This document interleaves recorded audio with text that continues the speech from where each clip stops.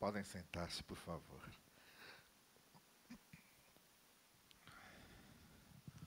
Uma coisa que a gente aprende no seminário, quando está fazendo seminário, e principalmente na aula de homilética, que é a aula para ensinar a pregar, é que há mensagens para os crentes e há mensagens para os não crentes. E eu nunca segui isso. Nunca acreditei nisso. Nunca fui atrás dessa fórmula. Existe a mensagem do Evangelho. E a gente deve pregar a mensagem do Evangelho sempre, toda hora, para todo mundo. Para quem já crê, para reforçar. Para quem não crê, para conhecer. Para quem já crê, para relembrar. Para quem nunca ouviu falar, para ficar sabendo. Mas a gente precisa estar sempre voltando à essência, à pregação do Evangelho. Então, o texto que eu vou ler com vocês seria, na visão do meu professor de homilética no seminário, ele diria: esse texto é para você pregar para um auditório de não crentes. E eu digo, esse texto é para você pregar para um auditório, ponto. Seja ele qual for. E é isso que eu quero falar com vocês nessa noite. Marcos capítulo 1, a partir do verso 14, um texto clássico da chamada dos primeiros discípulos. O Evangelho de Marcos é o evangelho mais curto, mais enxuto, é o primeiro evangelho a ter sido escrito, embora ele seja o segundo aí na ordem canônica, é o primeiro na ordem cronológica, e por ser um primeiro evangelho, ainda contou a coisa de uma maneira bastante resumida. Depois vieram Mateus e Lucas e acrescentaram algumas outras coisas, de outras informações que eles receberam a respeito de Jesus e de seu ministério, mas Marcos não. Marcos foi um desses primeiros livros mais primários, mais originais, mais iniciais, desse testemunho a respeito de Jesus e da sua obra.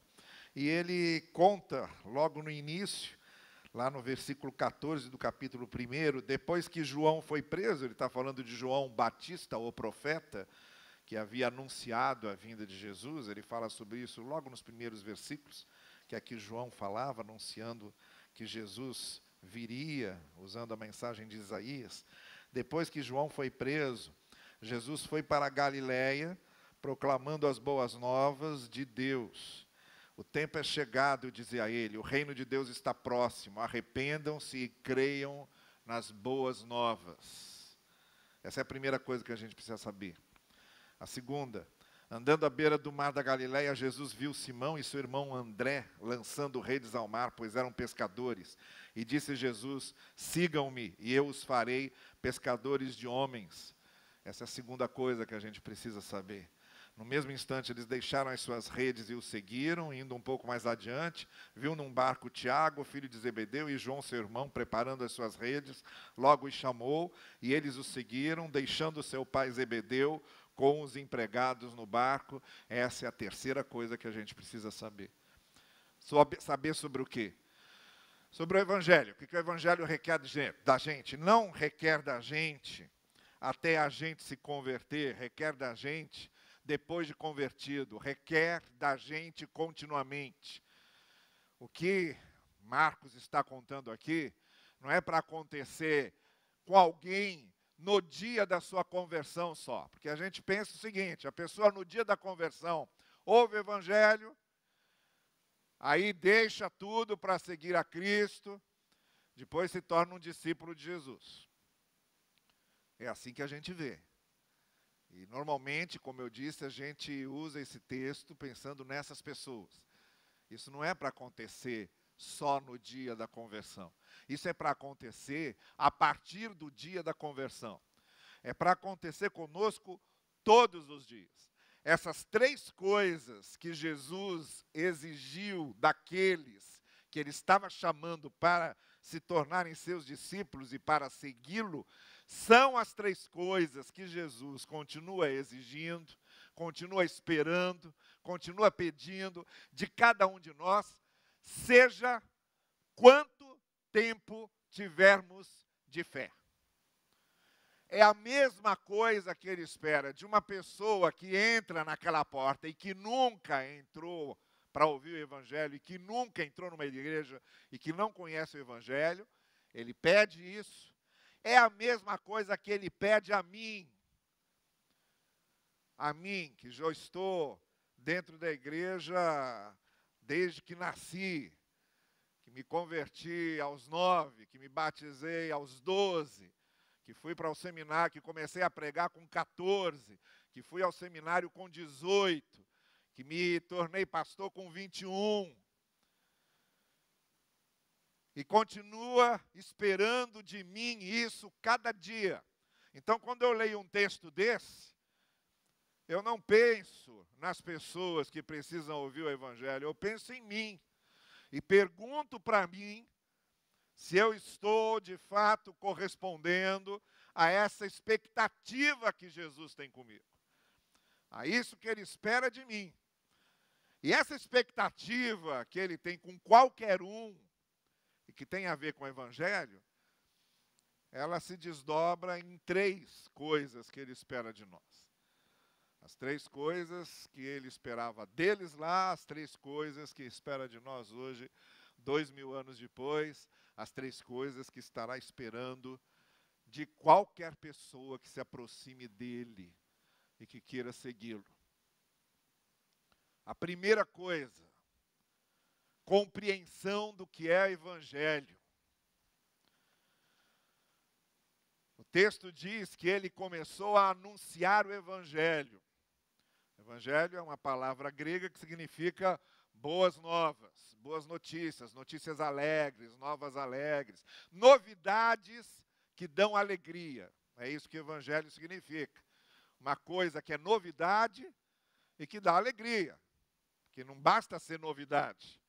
Porque tem muita novidade que dá tristeza, não é? Tem que ser novidade que dá alegria. O Evangelho é novidade que dá alegria, que dá prazer, que realiza, que encoraja, que levanta, que anima, que abre os olhos. A primeira coisa que Jesus espera de nós é que nós compreendamos o que é Evangelho. E, normalmente, o que a gente pensa de Evangelho não tem a ver com o que ele está dizendo aqui. Porque o que Jesus está falando de Evangelho aqui, ele fala em reino, o reino chegou, ele fala em arrependimento, ele fala em fé. No mínimo, o Evangelho tem a ver com essas 3 coisas. Submeter-se ao reino, isto é, ter um Senhor, enquadrar-se no reino, adequar-se ao reino, fazer das prioridades do reino as minhas prioridades, fazer dos princípios do reino os meus princípios, fazer dos valores do reino os meus valores. O reino chegou. Evangelho é o reino chegando na nossa vida, impondo sobre nós a vontade de Deus, os ensinos de Deus, a visão de Deus, a ação de Deus, o projeto de Deus, o propósito de Deus. É reino. É arrependimento, arrependam-se, o reino chegou. Para entrar no reino, para adotar o reino, para viver o reino, é preciso arrependimento. E arrependimento tem a ver com consciência de quem somos, consciência dos nossos pecados, consciência dos nossos erros, consciência da nossa necessidade da graça, do perdão de Deus, da misericórdia de Deus. E fé. E creia. Seguir a Jesus é uma vida de fé, de confiança. Primeiro, de confiança naquilo que Ele fez. Naquilo que Ele fez por nós. Segundo, confiança naquilo que Ele ensina. Terceiro, confiança naquilo que Ele está fazendo em nossa vida, a obra que Ele começou e que vai terminar. Então, todo o nosso relacionamento com Deus e com Jesus é um relacionamento de confiança. Se a gente pensar bem, se você tira a fé e a confiança do seu relacionamento com Deus, não sobra nada. Não sobra nada. Porque Deus não é uma coisa que você mostra, está aqui. Deus não é algo que você tira um retrato dele para mostrar que ele existe. Jesus não está aqui presente, você não ouve a voz dele, você não vê. Vida eterna é uma coisa que ninguém conhece. Quem vai não volta para dizer como é que é. Então, se você pensar bem, tudo o que se relaciona ao nosso relacionamento com Deus tem a ver com confiança. Confiança no que Ele diz. Confiança no que Ele promete. Confiança no seu ensino.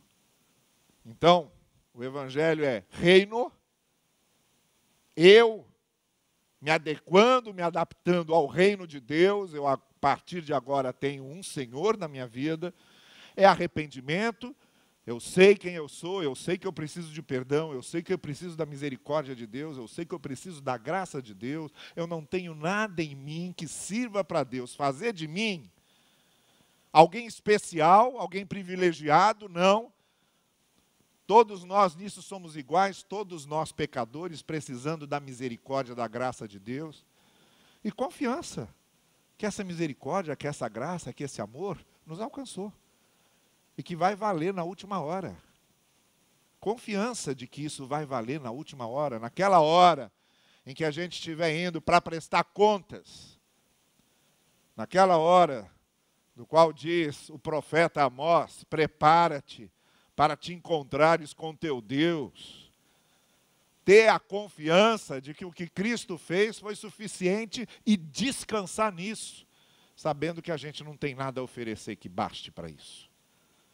Então é toda a nossa relação com Deus movida à confiança, movida à fé. Isso é Evangelho. Então a primeira coisa que Ele espera da gente é que a gente compreenda isso. Que não é um discurso, não é uma retórica, não é uma fórmula. Evangelho é o reino de Deus em nós, arrependidos e contritos e quebrantados, e confiantes de que o que Ele disse vai se realizar. E o que é que prova isso? Nada prova. Nada prova. Ou eu confio que o que Jesus disse que ia fazer comigo, realizar em mim, Ele vai fazer e vai realizar, ou não sobra nada. Compreensão do Evangelho. Aí a gente tem que então já começar a perceber que muitos de nós, muitos, não têm a menor ideia do que é Evangelho. Mesmo que às vezes estejam frequentando igreja há anos, às vezes formam uma outra ideia sobre o Evangelho como um conjunto de regras religiosas, Evangelho como um conjunto de coisas que nós oferecemos para Deus, Evangelho como temor, medo de ir para o inferno, Evangelho como uma adequação a um ritual, como se aquele ritual por si só tivesse poder para resolver a nossa vida. Quando o Evangelho não é nada disso. Então a primeira coisa que Jesus exige de nós todo dia é que a gente pergunte a gente mesmo, eu estou compreendendo bem o que é o Evangelho, estou vivendo isso? Essa tem sido a minha experiência tem sido com o Evangelho, com o que de fato ele é. Eu tenho dito aqui para vocês várias vezes que Evangelho para mim se reduz a isso, é a graça de Deus se revelando a nós e a gente servindo de graça de Deus para os outros. O reino de Deus se resume a isso, busque o seu reino em primeiro lugar e a sua justiça. Significa conhecer o reino e ser justo, ser bom, ser misericordioso com o outro. Ser perdoado e perdoar, receber misericórdia e ter misericórdia. ser abençoado e abençoar, receber dons e ser um dom. Isso aí que é evangelho. É o reino. É o coração contrito, arrependido, que se torna canal de Deus para abençoar os outros. É a confiança e a fé naquilo que Jesus está fazendo da gente. Então a primeira coisa é essa. O mínimo que Jesus exige de nós é compreendam isso. Porque Ele sabe o que é ser incompreendido e continua incompreendido hoje. Quantas vezes os seus 12 mais íntimos discípulos, quantas vezes Ele teve que perceber ali que eles não estavam entendendo nada do que Ele dizia, a multidão que o cercava, aqueles que estavam sempre tentando pegá-lo numa armadilha, ninguém entendendo o que de fato ele estava querendo dizer. Quando ele falava sobre o reino, por exemplo, ele dizia, não digam que o reino está lá ou está acolá, o reino está em vocês, o reino acontece dentro de vocês. E a gente vai vendo Jesus Cristo meio aflito por perceber que não estão compreendendo o que ele está dizendo. Então, a primeira coisa que a gente precisa é sempre nos perguntar isso. Eu compreendo o que é evangelho, compreensão do que é o evangelho. Quando ele começou a pregar, ele explicou o que era. O reino chegou, arrependam-se e creiam. É o coração, é a essência do evangelho. A segunda coisa que ele espera de nós está lá na cena de Jesus vendo os irmãos pescadores, chamando e dizendo, eu os farei pescadores de homem. A segunda coisa é a missão. Compreensão do evangelho e sentimento de missão. É a segunda coisa que Jesus espera de uma pessoa quando se converte, e do convertido cada dia, que ele se sinta alguém imbuído dessa missão.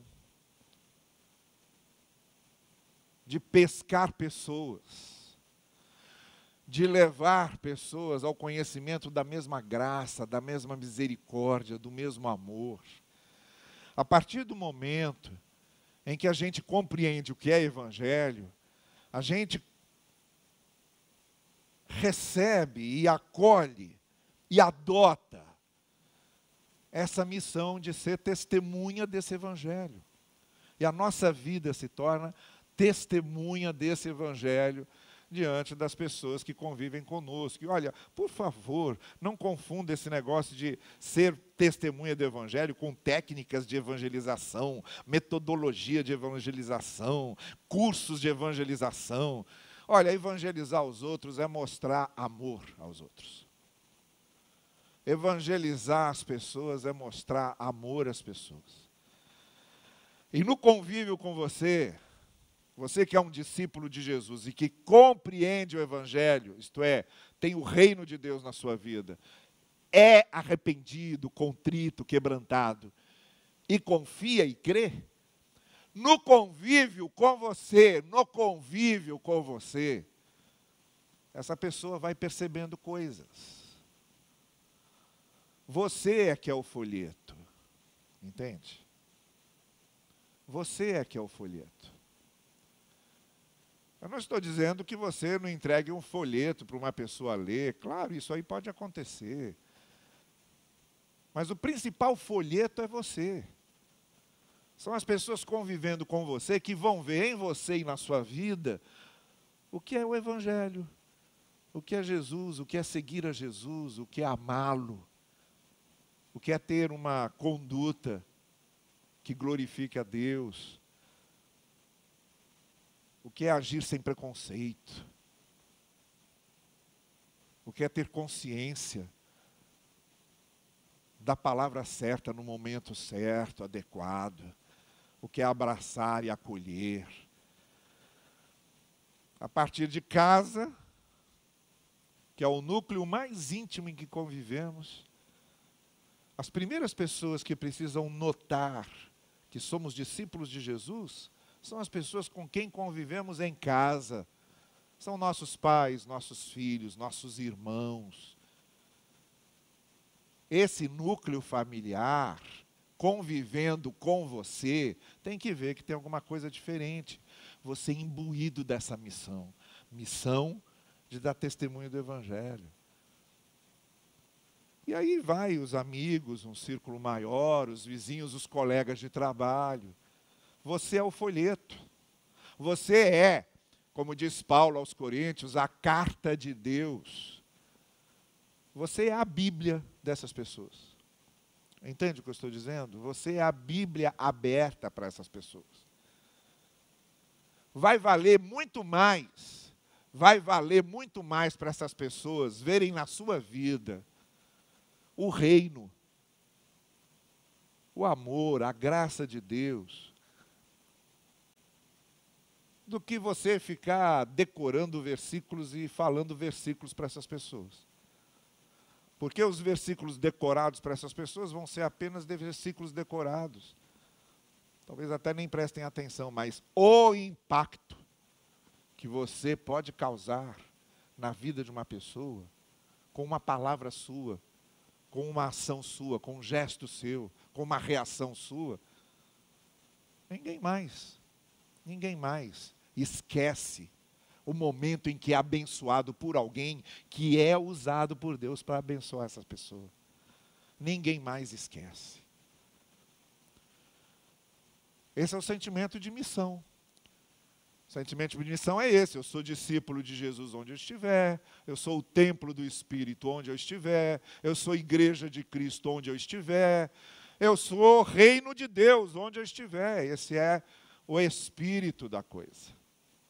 Sem legalismos, sem tradicionalismos irrelevantes e inconsequentes. É a vida. É a vida. A sua missão é viver o Evangelho e pronto.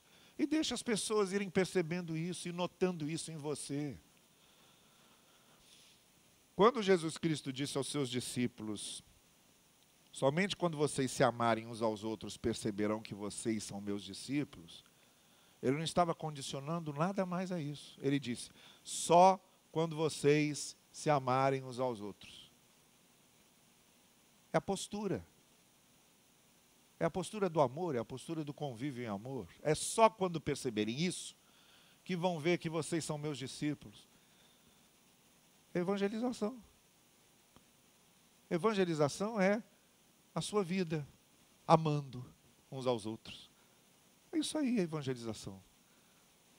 Ou então, quando ele fez a oração de João 17, dizendo: Pai, que eles sejam um, para que o mundo saiba que tu me enviaste.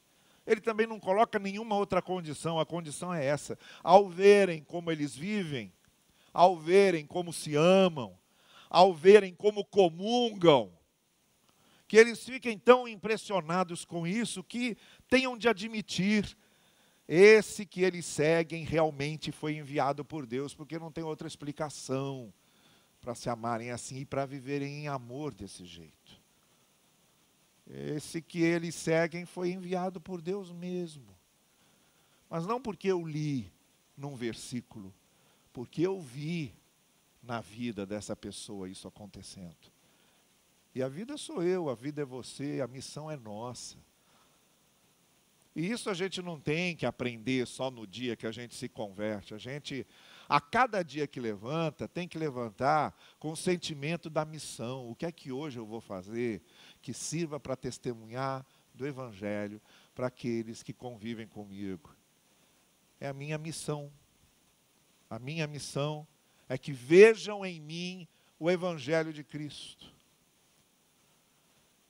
Então, conhecimento do que é Evangelho, compreensão do que é Evangelho, missão, sentimento de missão, saber que nós somos aqueles que mostram o que é Evangelho para as pessoas.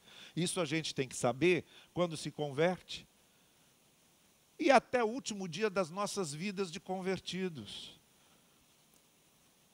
No último dia, que for o último dia da minha vida, que eu me levantar da minha cama, na qual eu não vou mais deitar depois daquele dia, eu preciso me levantar com essa consciência do que é o Evangelho e de qual é a minha missão como testemunha do Evangelho. E a terceira coisa é transformação. houve uma transformação desses homens, né? O texto diz claramente, eles deixaram as suas redes, depois deixaram seus parentes, deixaram seus barcos, deixaram seu pai. Foram transformados, mudou a vida. Houve uma revolução na vida deles, uma reviravolta na vida deles. Não foram mais os mesmos. Ninguém mais lá foi o mesmo. Mudou a vida deles completamente. Há redes que a gente precisa deixar, há barcos que a gente precisa deixar, há pais que a gente precisa deixar. Isso tudo eu estou falando figurado, óbvio. A gente não trabalha com redes, não trabalha com barcos, e ninguém está falando em abandonar pai aqui. É tudo a figura dessa transformação. Há coisas em que às vezes a gente é tão agarrado, e é justamente porque a gente é agarrado àquilo, aquilo impede que a nossa vida seja transformada. É aquela obsessão com alguma coisa, é uma certa cobiça, uma cobiça que impulsiona a nossa vida e que impede que a gente seja transformado. É um egoísmo que limita nossas ações e impede que a gente seja transformado. É um ódio, uma amargura, um ressentimento, um rancor, uma ferida que não fecha, uma lembrança ruim, um trauma, e a gente é agarrado nisso, e isso impede que a nossa vida seja transformada. É um vício, é um mau hábito, é um costume, e a gente agarrado naquilo, a gente não consegue que a nossa vida se renove, se transforme, mude de rumo. Por isso que essa figura aqui é importante. Deixaram as redes, deixaram os barcos, deixaram o pai. Nós temos redes, nós temos barcos, nós temos pais. Coisas muito valiosas para a gente, que a gente valoriza muito, dá muita importância, e está muito agarrado a eles, mas não deixam a nossa vida ser transformada. E a gente continua caindo no mesmo problema, na mesma poça, na mesma lama, no mesmo defeito, no mesmo pecado. Repetindo aqui o mito de Sísifo. Esse personagem da mitologia grega, que foi punido pelos deuses e obrigado a empurrar uma rocha até o alto de um monte, depois a rocha voltava para o sopé do monte, e ele tinha que empurrar de novo. Um sacrifício enorme para levar essa rocha, essa pedra até lá em cima, e depois vê-la cair e ter que começar de novo, levar, cair, condenado pelos deuses gregos a viver até o último dia da sua vida, levando a pedra e buscando, levando a pedra e buscando. Pois deixa eu dizer para você, tem muita gente que a vida é isso aí. Está sempre voltando ao mesmo ponto, está sempre metido no mesmo poço, está sempre enlameado na mesma sujeira. Ele até se entusiasma, ela até fica empolgada, agora vai mudar, agora a coisa vai, mas que nada. É a rocha chegando lá em cima e daqui a pouco a rocha voltando para baixo de novo e de novo empurrando. Porque não tem transformação se a gente não deixa aquilo que está impedindo que a transformação aconteça. E se não há transformação de vida, não houve ação do Evangelho. A gente não deixou. Só há ação do Evangelho com frutos, com resultados, quando há essa transformação do caráter, transformação do coração, corações de pedra, que são transformados em corações de carne, transformação da mente, a metanoia, a palavra que é usada no Novo Testamento para mudar, para dizer mudou a maneira de pensar, mudou a maneira de ver, mudou na raiz. Se não há essa transformação, não houve ação do Evangelho. Eu vou dizer uma coisa para vocês com todas as letras. Uma pessoa ser promovida no emprego, uma pessoa comprar um apartamento novo, uma pessoa conseguir trocar de carro, uma pessoa ganhar muito dinheiro, uma pessoa prosperar financeiramente, não significa que houve ação transformadora do Evangelho. Porque com muita gente que não crê em Deus, isso tudo está acontecendo. Isso tudo está acontecendo.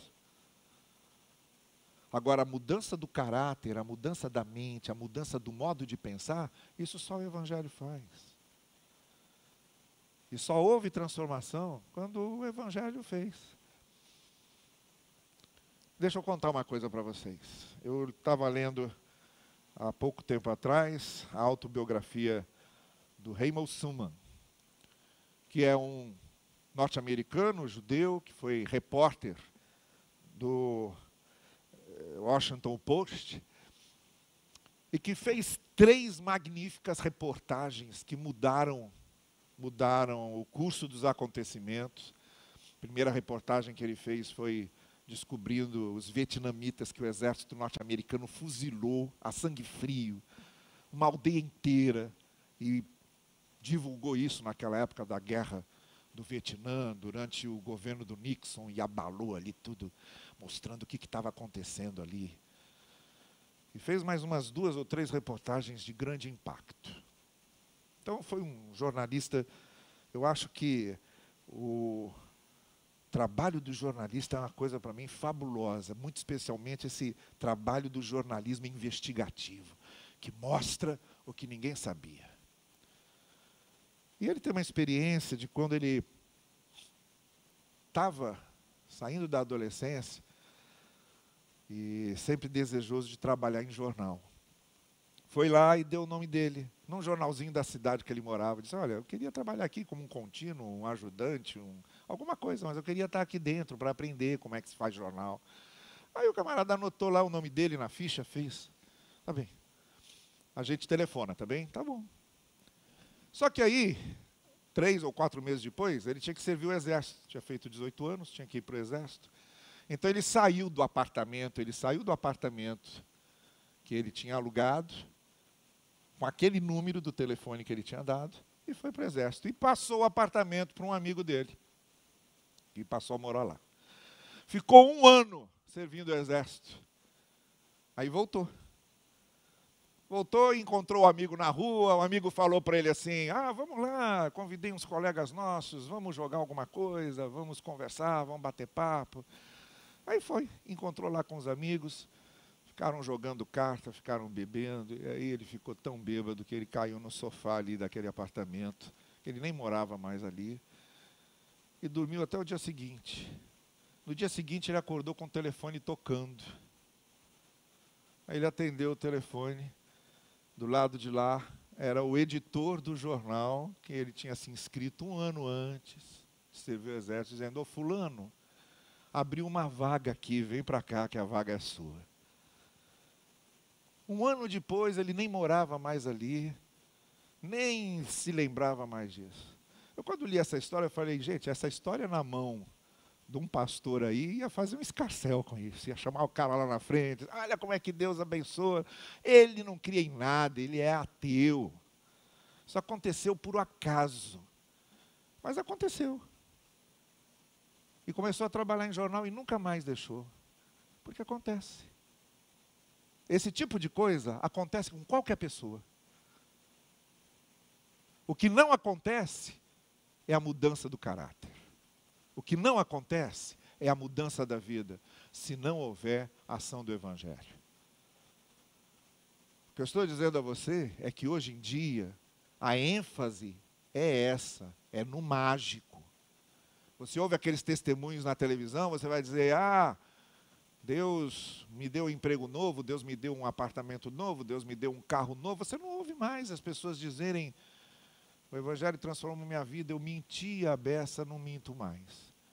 O Evangelho transformou minha vida, eu roubava o meu patrão, ou roubava meus funcionários, não faço mais isso. O Evangelho transformou minha vida porque eu era um péssimo filho, e o Evangelho mudou a minha vida, e hoje eu sou um filho que meus pais sonharam. Você não ouve mais isso. O Evangelho muda a vida no sentido de mudar caráter, mente, conduta, comportamento, jeito de viver. Muda. Isso é Evangelho. O próprio Senhor Jesus Cristo disse isso. Não estou dizendo nenhuma novidade, nem a história do Herman Rocha é alguma novidade. Jesus já tinha dito isso para os seus discípulos: olha, quando vocês vierem e me disserem, expulsamos demônios em teu nome e fizemos prodígios em teu nome, eu vou dizer a vocês, não os conheço, porque não são esses os critérios. Critério é aquele que faz a vontade do meu Pai que está nos céus. É esse que vai entrar no reino.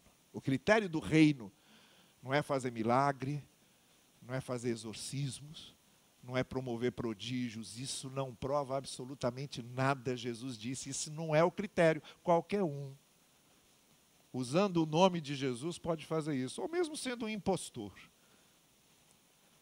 Ou mesmo com outros poderes. Porque quando Moisés chegou diante do faraó, achando que ia abalar a corte do faraó, jogando o bastão e o bastão se transformando numa serpente, os magos do faraó vieram e fizeram a mesma coisa. Imagina a reação de Moisés. Imagina você. Você é Moisés, está diante do faraó e está dizendo: eu vou abalar Bangu agora. Ele joga o bastão e aquele bastão se transforma na serpente. Ninguém me segura agora. Eu estou com o poder. Eu tenho a força. E aí o faraó chama os seus feiticeiros. Eles vêm, jogam um bastão e ele se transforma também numa serpente. Aí você fica olhando aqui e fala: meu Deus, e agora?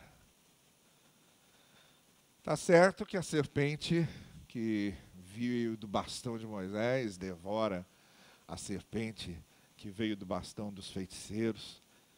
Mas o que eu quero dizer para você é que às vezes o critério não serve, não mostra nada. O que mostra é mudança de vida.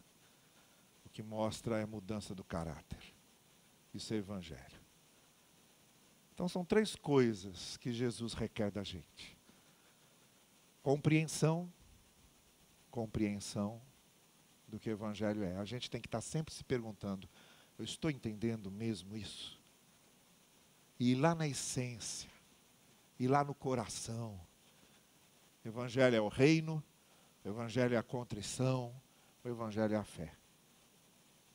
Isso é o Evangelho, compreensão do Evangelho. Segundo, missão. A nossa missão é mostrar o Evangelho. A nossa missão é mostrar a graça de Deus. Você é o Evangelho para essas pessoas. Você é a Bíblia para essas pessoas. Você é o versículo. Você é o folheto. Você é o Billy Graham dessas pessoas. Lá, onde você está, você, com o seu testemunho. Você é o instrumento de Deus ali. Compreensão, missão e transformação. O Evangelho é vida transformada, mente transformada. Eu tenho que deixar barcos, redes, pais. O que for mais valioso para mim do que seguir Jesus, eu preciso deixar, porque senão a vida não é transformada. Se eu continuo agarrado nos meus cacos, naquilo que está afundando a minha vida. Eu gosto daqueles filmes sobre bicho, sobre animais. Eu gosto daquilo. Acho aquilo legal. Nunca entendi como é que conseguem filmar aquilo, mas gosto. Tinha um que mostrava a águia vindo num voo certeiro e botando as garras dentro d'água, de dentro d'água, tirando um peixe. E começa a levantar aquele peixe. Só que aí ela começa a perceber que o peixe era mais pesado, e era realmente um peixe enorme, mais pesado do que ela conseguia suportar. Aí a gente vê ela baixando o voo e soltando o peixe, senão afundava junto. Quando a gente fala de transformação na vida, a gente está falando disso. Às vezes a nossa garra está lá, numa coisa que está levando a gente para o fundo, que a gente vai afundar junto. O que a gente tem que fazer é soltar, é largar, é deixar. Isso é transformação. É isso que o Evangelho opera. No dia que a gente se converte, até o dia que a gente partir daqui, cada dia, a gente tem que se lembrar disso. Compreensão do que é Evangelho, missão daquele que conhece o Evangelho, transformação que o Evangelho opera na nossa vida. Eu e você, não importa se nunca entramos numa igreja, ou se já estamos numa igreja há 50 anos, cada dia nós somos exigidos por Jesus a nos lembrarmos disso. É o que Ele requer de nós. E só seremos discípulos autênticos dEle se nós fizermos isso. Que o Senhor nos abençoe e nos ajude nisso. Curva a sua cabeça. Vamos orar. Eu vou deixar você falar com Deus agora, tá bem? Eu não vou dizer nada. Nem vou orar agora não. É você que vai falar. Fale com Ele. Diga a Ele o que você quer. Aproveite agora esse momento para dizer a Ele isso. Senhor, eu quero conhecer o Teu Evangelho cada vez mais. Quero compreender cada vez mais. Eu quero ser o folheto, a carta, Tua carta, para que as pessoas leiam em mim o Evangelho. Essa é a minha missão.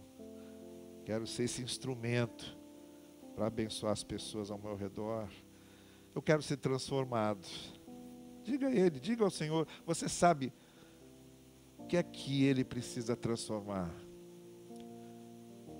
O que é que você precisa deixar? Que rede, que barco, que pai, que peixe você precisa deixar para não afundar junto? Você sabe. Deus sabe que você sabe. Então diga a Ele.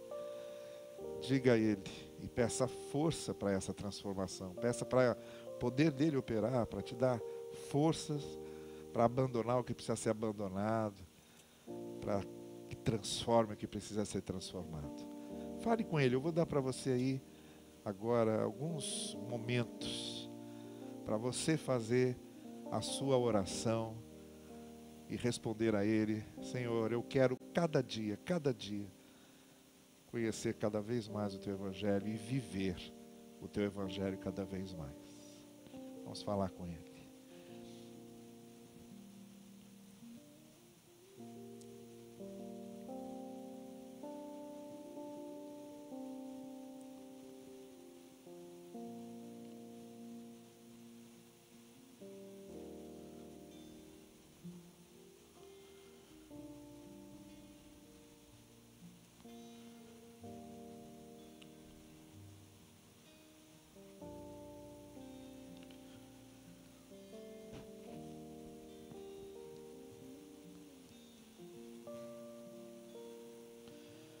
Ouve, Senhor, a nossa oração, o que nosso coração expõe e coloca nas Tuas mãos, e que nós nos conscientizemos cada vez mais do Evangelho em nossa vida e da nossa vida no Evangelho. Que cada vez mais estejamos refletindo e reproduzindo aquilo que Jesus espera de cada um de nós. Que a nossa conversão se estenda para cada dia. Que nós tenhamos esse arrependimento diário, contínuo, constante. Cada dia tomando a nossa cruz e te seguindo. Cada dia nos quebrantando, cada dia nos renovando e cada dia sendo transformados. Que esse poder do Evangelho aconteça em nós. E através de nós, nas pessoas que conhecemos, nós te pedimos em nome de Cristo Jesus. Amém. Vamos ficar em pé e vamos encerrar cantando aqui com